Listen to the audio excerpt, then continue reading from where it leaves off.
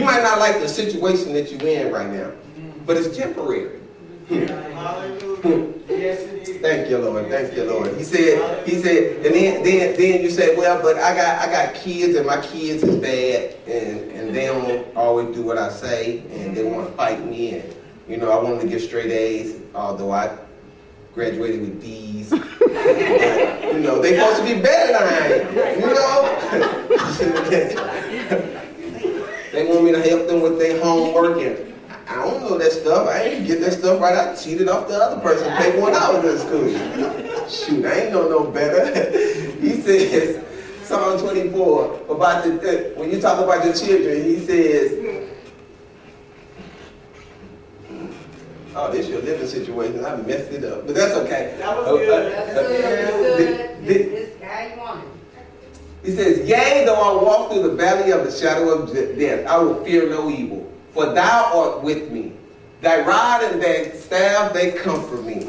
That's about that's about your living situation. It don't matter where you living at.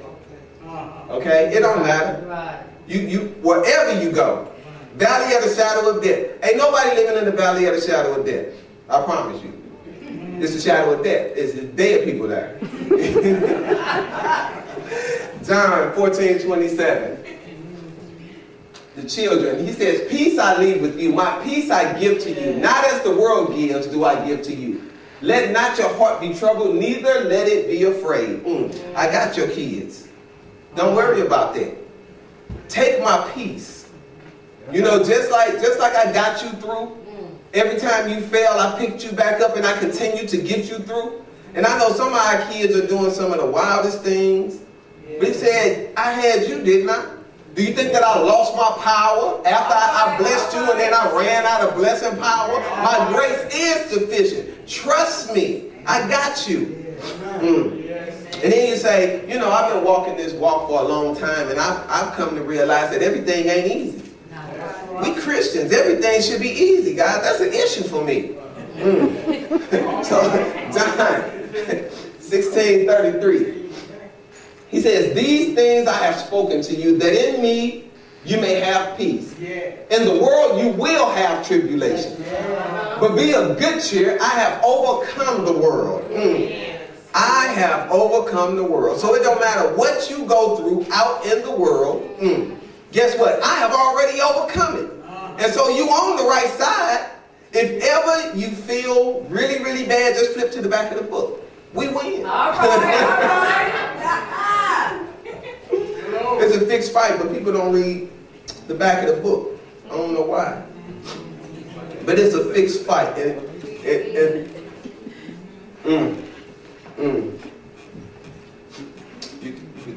turn it off after that.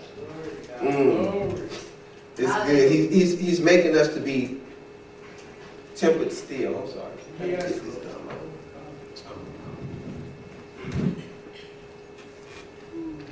And so every time you come with God with a problem, you like steel that he's tempering. He puts you in the fire and then he takes you back out of the fire. And I think about the comic book character Thor when I think about God having a hammer.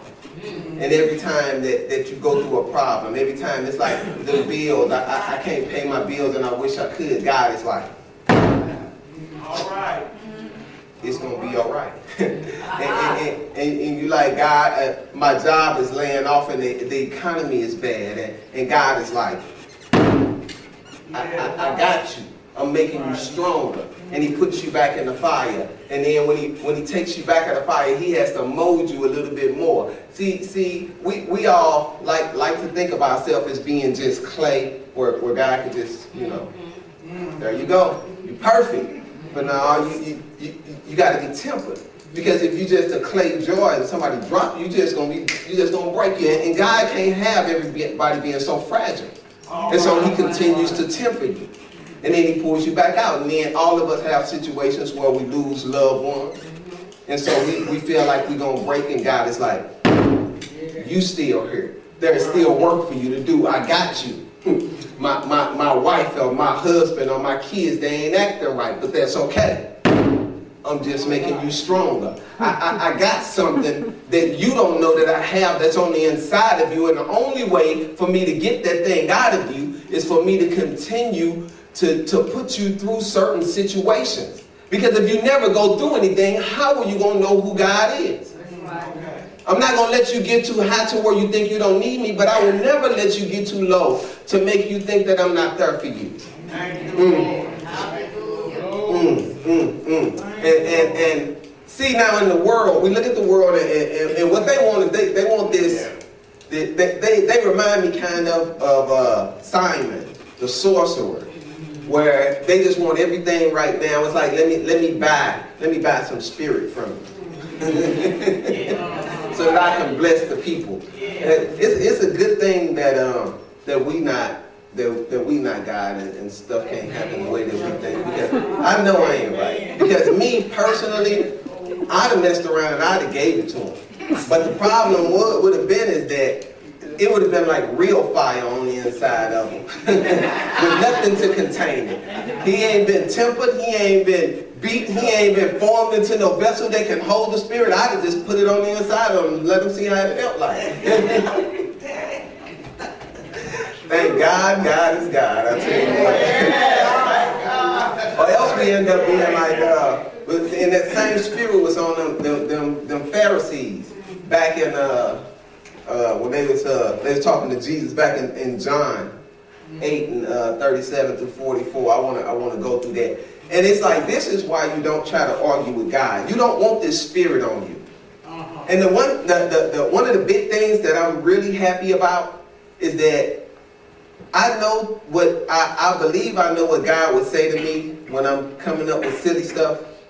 And so I don't have to hear his voice telling me. You know, once you're there and you try to have an argument with him and you actually hear his voice telling you the stuff, I'm telling you, I don't know if I want to make it through that one. But right now I could just think the stuff, and then thank God he has given me a right mind to where I can say, okay, you're being silly, and just stop doing it. But, you know, it's going to be some people, they just ain't going to listen. The Pharisees, they just didn't listen. And this is how Jesus will completely make you look like a fool if you think that you're smarter than he is. He'll make you start saying stuff that it's just like you'll be contradicting yourself and stuff. So we just going to read a little bit of this, although it's all good. Okay, just keep going as I read. It says, I know that you are Abraham's descendants. Now, he has already offended them by this point, because he's healing people and stuff, and they don't like that kind of stuff.